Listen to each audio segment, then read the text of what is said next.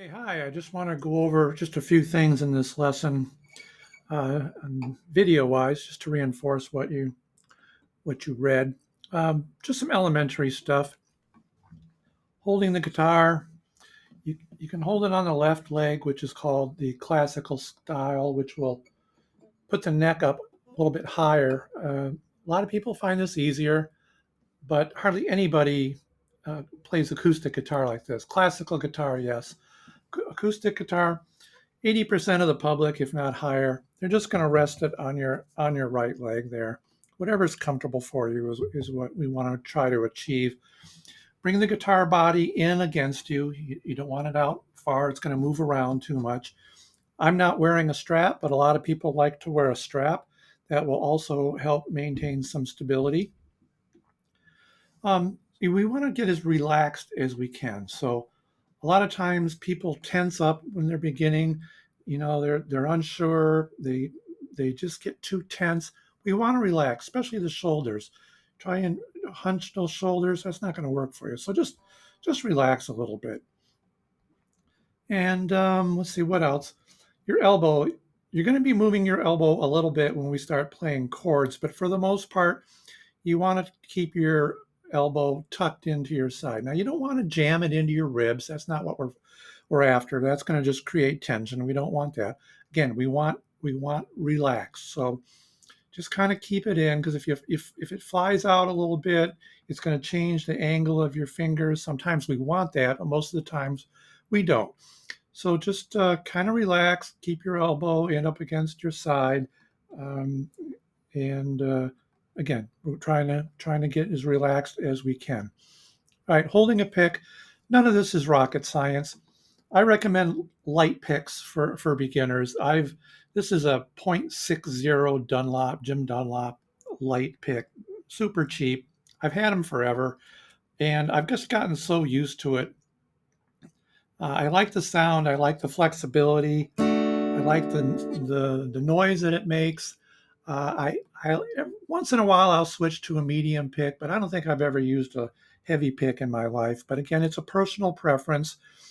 The stiffer the pick, the more volume you're going to get on. But we're not too concerned about that right now. We're mainly interested in comfort. So you grip the pick. A lot of times a pick will have writing on it. I like to keep whatever writing surface provides a little bit more grip to keep it from slipping.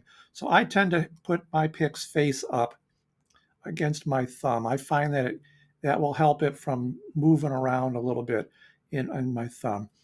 But again, it's personal preference. Some people just prefer just the opposite. They like that roughness on their index finger.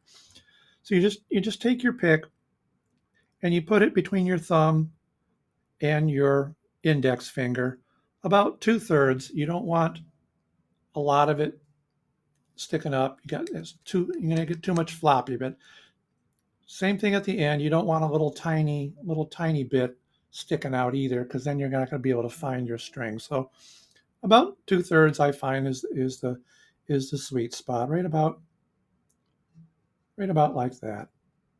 Again, it's a comfort thing. You want to pick to feel comfortable in your hands. Next about the pick is you don't need a death grip. Don't grip it too hard. You want to grip it as lightly as you can without it moving around. It seems it's easier said than done, but you'll get a comfort level pretty quickly.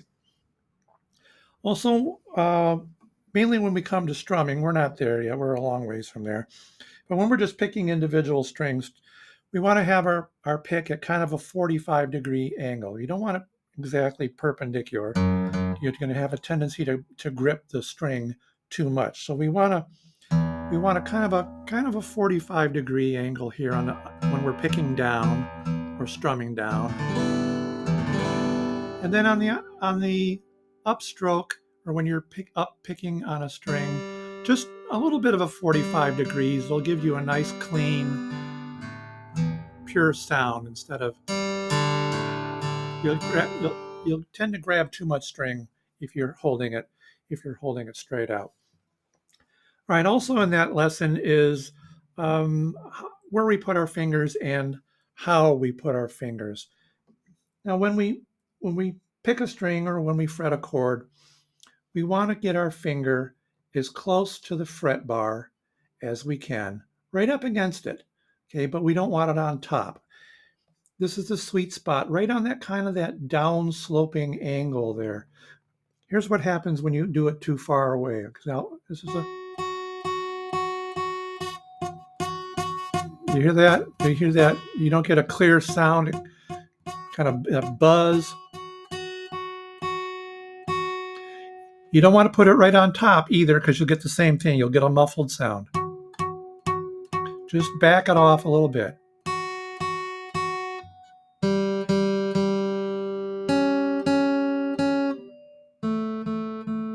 So that's kind of where we want to put our fingers. Now, it's not always going to be possible because when we start fretting chords, we're going to have multiple fingers in these frets and someone's going to lose out. So, but just as a general rule, you want to try and get your fingers as close to the frets as you can.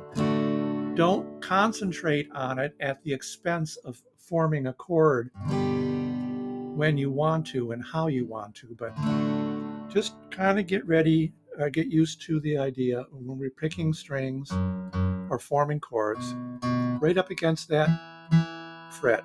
That's the sweet spot. The other thing mentioned is a lot of people, they try and clamp down on the fingerboard. Completely unnecessary. So if I'm going to pick the fifth string here, and I'm just going to do it, I'm just going to put my finger right on top of it, very gently. Then I'm going to gradually push down until I get a nice clear tone. That's all you need. You don't need to really press down on that.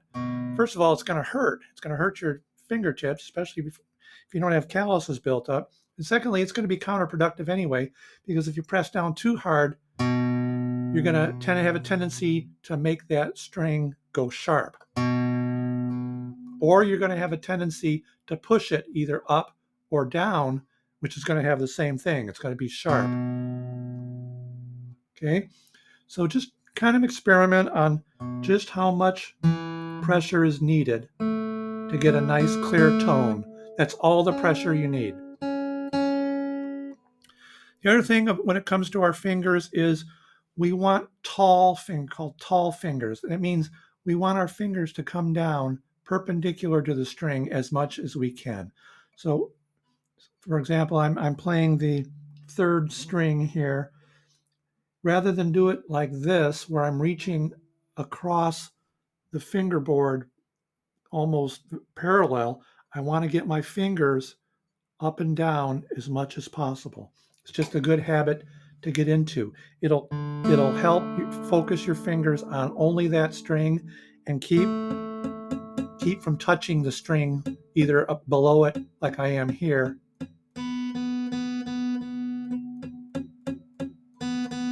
or above it, depending on what you're playing.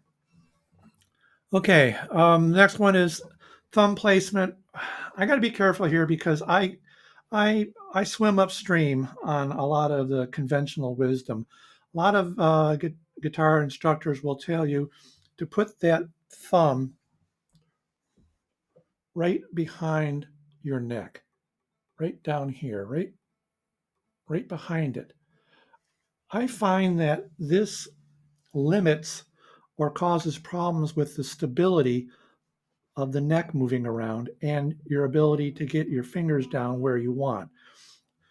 The way I play it and the way I teach it is I like to put my neck right into this curl, this area right here uh, between my thumb and my index finger. I just rest the neck right in there. Okay, I find that gives me more stability when holding the neck, and then I have more control over where I put my fingers. Try it. Now, my thumb, this is a fairly skinny neck. It'll vary a little bit whether you've got a thin neck, and I'm talking about the diameter of the neck this way, not this way, or whether you've got a chunkier neck. But again, it comes down to comfort. But I just find that putting the guitar neck in that curl gives me gives me more stability.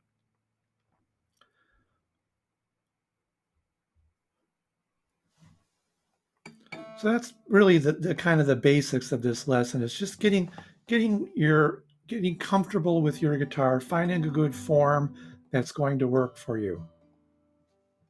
Okay, that's it.